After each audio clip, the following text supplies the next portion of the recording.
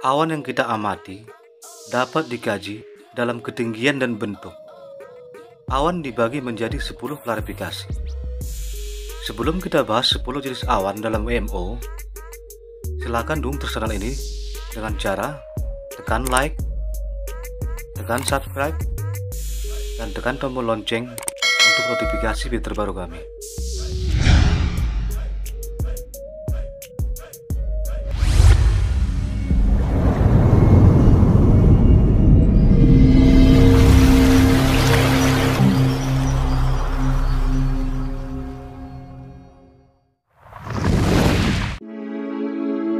Sepuluh jenis awan, menurut klasifikasi WMO.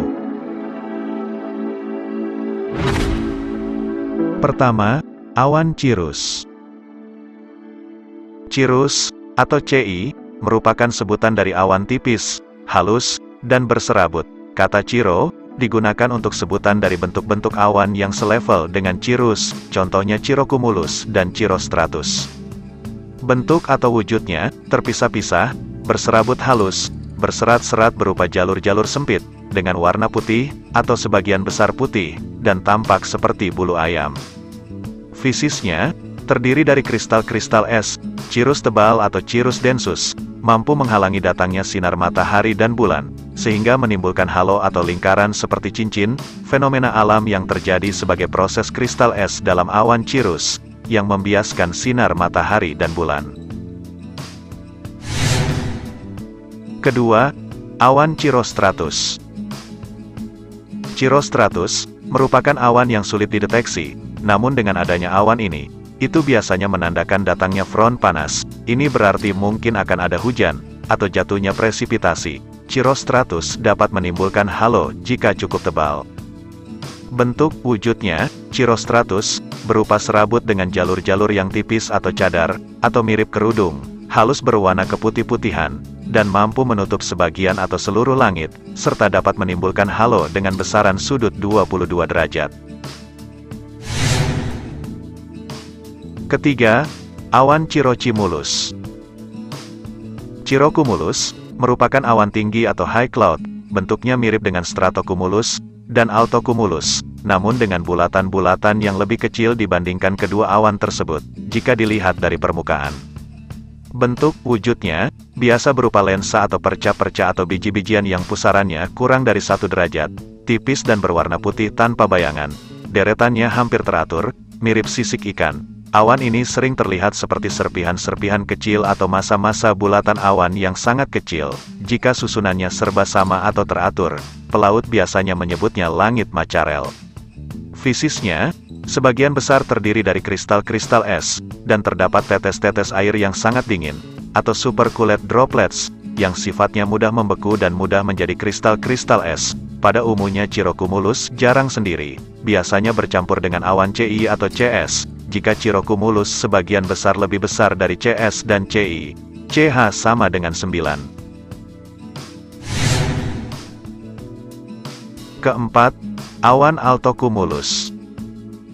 Altocumulus merupakan awan menengah bersama altostratus dan nimbostratus. Kemunculan awan altocumulus congestus, salah satu spesies awan altocumulus ini, biasanya menandakan akan datangnya thunderstorm.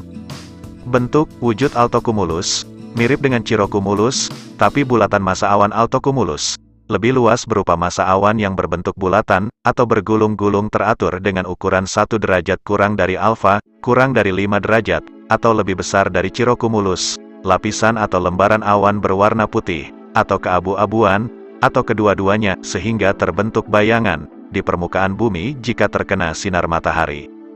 Fisisnya awan altocumulus terdiri dari tetes air yang sangat dingin. Kelima, altostratus. Altostratus merupakan awan menengah atau middle cloud.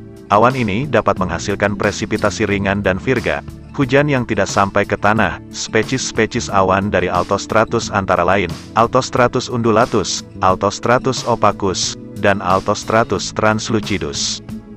Bentuk wujudnya altostratus berupa lembaran, lapisan atau jalur-jalur berwarna keabu-abuan, dan berserabut, mampu menutup seluruh langit. Pada bagian-bagian awan yang tipis, masih dapat ditembus oleh sinar matahari kecuali yang tebal. Fisisnya altostratus, terdiri dari butiran-butiran air. Keenam, awan nimbostratus. Awan nimbostratus merupakan awan menengah, namun pada kenyataannya awan ini dapat merendah di ketinggian awan rendah. Nimbo berasal dari bahasa Latin nimbus, yang artinya endapan atau presipitasi. Awan ini dapat menghasilkan endapan baik hujan maupun salju. Ketebalan awan nimbostratus bisa mencapai 2 km atau 2000 meter. Bentuk wujudnya nimbostratus berupa lembaran, lapisan awan berwarna abu-abu, dan tampak gelap tidak teratur, umumnya di daerah lintang tinggi atau sedang, yang disertai dengan hujan salju yang tidak kontinu. Karena ketebalannya maka matahari tidak tampak di balik awan ini. Fisisnya, pada umumnya nimbostratus terdiri dari titik-titik air untuk daerah tropis, sedangkan pada daerah lintang tinggi, mengandung butir-butir salju, atau campuran keduanya. Ketujuh, awan stratus. Stratus merupakan awan rendah yang biasanya menandai kestabilan udara atau inversi suhu. Awan stratus dapat terbentuk akibat menyebarnya awan stratus akibat adanya inversi suhu. Stratus juga dapat bertahan berhari-hari di wilayah antisiklon. Pada saat terjadi front panas yang lemah, awan ini kerap muncul dan membawa presipitasi ringan, yaitu drizzle. Bentuk wujudnya stratus berupa lembaran-lembaran atau lapisan-lapisan berwarna abu-abu dengan dasar yang teratur. Jika matahari masih terlihat dari balik awan ini, maka tepi awannya akan tampak jelas, kadang-kadang berbentuk pecah-pecah, dan tampak kasar atau fraktostratus. Fisisnya stratus terdiri dari tetes-tetes air yang sangat kecil, dan yang cukup besar dapat menjadi tetes-tetes drizzle atau prisma-prisma es, atau butir-butir salju. Kedelapan, awan stratocumulus. Stratocumulus merupakan awan rendah. Semua awan rendah dapat menghasilkan presipitasi, begitupun awan stratocumulus. Secara umum, stratocumulus dibedakan menjadi dua jenis, yaitu stratocumulus undulatus, bergelombang, dan stratocumulus cumuliformis, seperti cumulus. Bentuk wujudnya, stratocumulus, berupa perca-perca atau lembaran-lembaran berwarna abu-abu, atau keputih-putihan, atau campuran keduanya. Terdiri dari massa awan yang bulat, gumpalannya nampak mengumpul terpisah, dan elemen-elemennya tersusun secara teratur, yang besarnya sekitar 5 derajat. Fisisnya stratocumulus terdiri dari tetes-tetes air. Ketebalan dan bentuk elemennya berubah sesuai dengan tingkat transparansinya.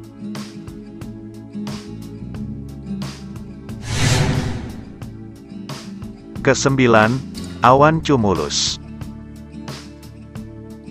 Cumulus merupakan awan dengan vertical development, atau pertumbuhan vertikal. Cumulus memiliki tinggi puncak awan yang tinggi, dan sangat tebal. Walaupun tidak setebal awan cumulonimbus, cumulus dapat sendiri atau berkumpul dalam satu kelompok.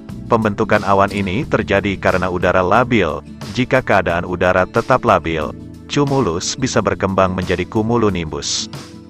Bentuk wujudnya cumulus tampak terpisah-pisah, pada umumnya padat dengan batas yang jelas, pertumbuhan vertikal atau tegak, mirip menara atau gunung atau kubah dengan puncaknya menyerupai bunga kol, yang pada bagian-bagian yang terkena sinar matahari, akan tampak putih kemilau, sedangkan pada dasar tampak rata.